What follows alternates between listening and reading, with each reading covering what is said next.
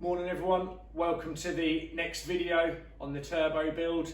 Today I'm going to be fitting up all the boost pipes, all the silicone hoses and doing all that today. In my typical fashion, I've ordered the wrong size clamps for it. You can see a pattern here, can't you, from the V-band clamp from the exhaust. Yeah, basically I ordered the wrong size. The sizes I ordered were for the pipe, not the silicone hose. So the silicone hose has a 5mm wall each side, which obviously means it's 10mm bigger. So they arrived, everything arrived, and it didn't fit. So I'm in the process of sending them back and then ordering the right ones. And then when we've lined everything up and got everything right, then when the clamps come, I'll put everything on and clamp it up.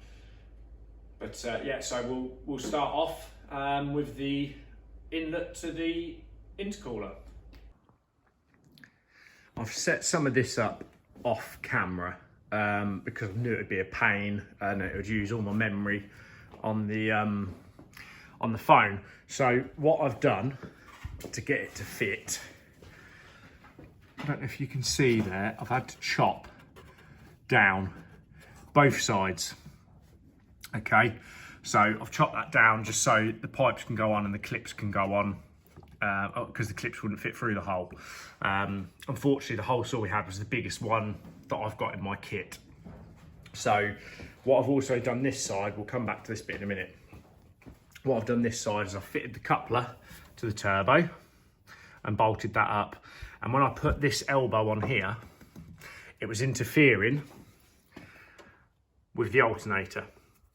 So what I did was chopped off a little bit on that side, and how I worked it out is I had the coupler on, I measured to the end of the coupler, or the turbo flange, I measured to the turbo flange back to the alternator, and then that measured 125mm, and then back from 125mm, I then went back 55mm, which is the distance from where the turbo hits to the end of this. And that got me the clearance on the alternator that I need. So I've just put them on roughly, and as you can see, it's too long. So I'm gonna have to cut a bit off this one and a bit off this one as well, because I don't want to go too close to the bend, otherwise you're not going to fit your couplers on. So I need to take a bit off each of this one to get this, oops, spanner falling over, to get this down underneath the bonnet, because otherwise, of course, we're not going to be able to close the bonnet. Now, that's that one. That's fairly straightforward. But we do need to make a bracket which comes off here and it connects into one of these holes here to make a bracket to hold that in place. But on this one, what bolts here is the washer bottle.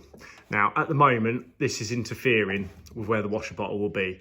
Now, I can chop this end in here, can chop this end down, but I'm also going to need to chop this end down as well, because as you can see, I've set up this piece here. Now obviously this will need chopping a little, that'll need chopping in there a little bit. We'll do that in a second. But as you can see, it lines up perfectly. Now, if I chop that, everything's gonna move this way, which means we're not gonna have a lot on it. So I'm gonna have to chop some off here and some off here. And the easiest way to do that, if I get my washer bottle, I'm hoping it isn't full of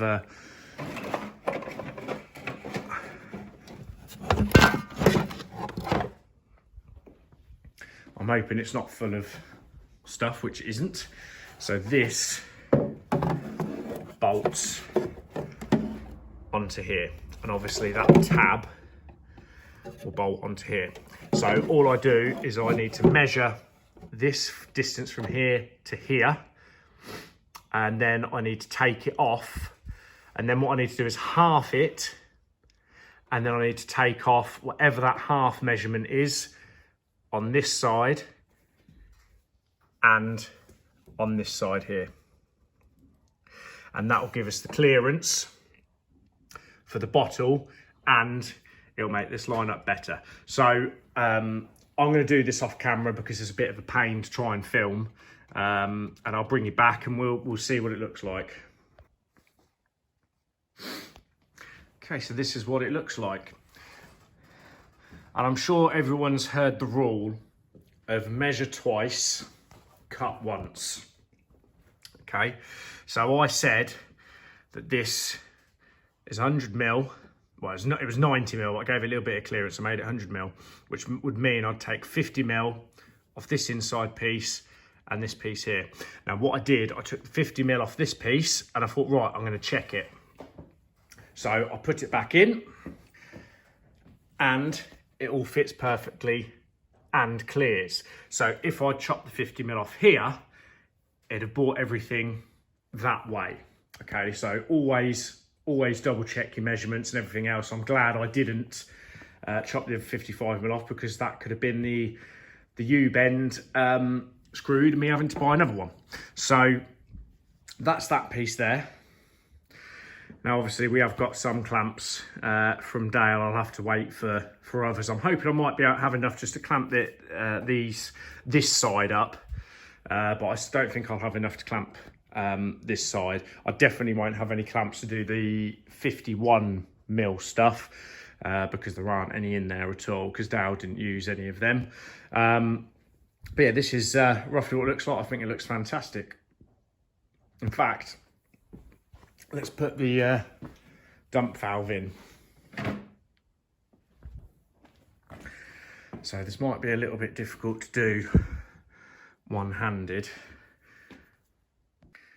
So we'll just try squeezing this in. It is a little bit difficult one-handed, to be perfectly honest with you.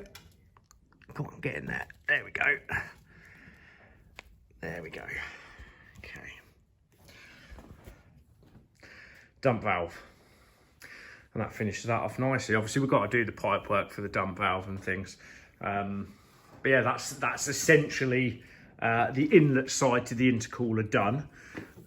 Let's take these off because we don't want them on.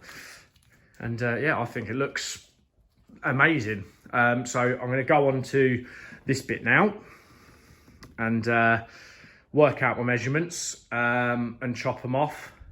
You can see how proud it is,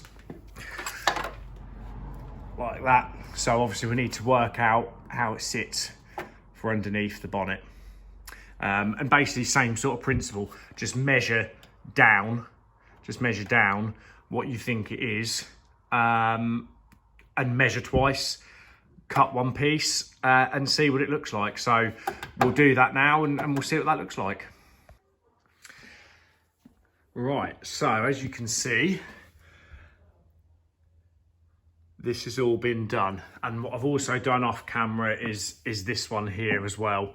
To be honest, I actually got so into it I forgot to film what I was doing, but the process is exactly the same.